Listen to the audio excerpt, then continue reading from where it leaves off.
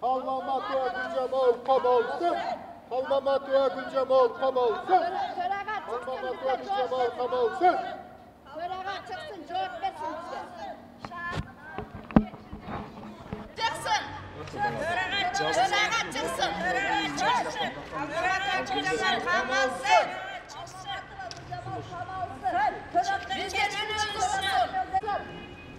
Atkargaşa çöğe cürüşkü geçeyim barabız. Bugün törağa çıkmasa şundan nары cürüş kılabız.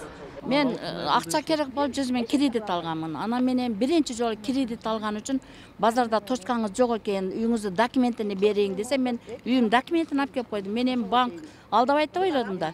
Алып келсем, көрсө бул неме филиал экен, алдында калып, Аман банктан алат экен. Мен аны билбейм дагы 100 миңди 148 миң кылып төлөп, анан документти чыгарып берсем, үйүңүз залогда дейт.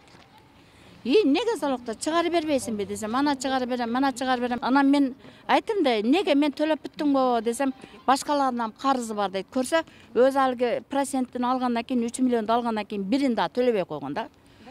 Биз төлөп бергенбиз, алып өз иштетип, өзүнүн пайдасына үй алып алган. Анан кийин төлөбөй койгон. Анан ошондон бери 12-жылдан бери соттошобуз да. Ал билет экен дагы 3 жыл срок өткөндөн кийин сот карабай коет экен. Ошон үчүн бизди ушинтип алдап, биз немени юридический жакты билбеген үчүн чыгарып берет экен деп жүрө бердик. Анан ошо менен чоздулуп кетти. Мен тергөө бөлүмдөрүнө да өз убагында барып, өзүмдүн күнөөлүү эместигин далилдеген бүт доказательстволорду бердим.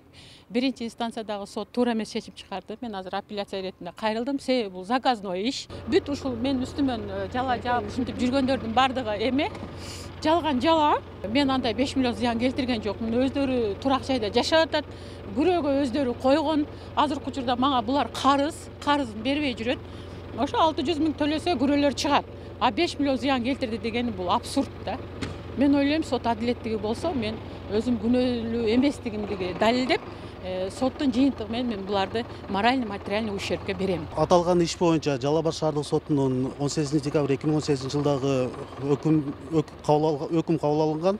Аталган өкүм менен жабырлануучулар нааразы болуп, апелляциялык тартипте биздик Жалал Абад облус сотуна кайрылышкан. Жалал Абад областык сотуна аталган иш 16 январь 2019 жылы келип түшкөн. Ишти кароо бүгүнкүгө саат 15:00 дайыналган. Андыктан иш бүгүн каралат.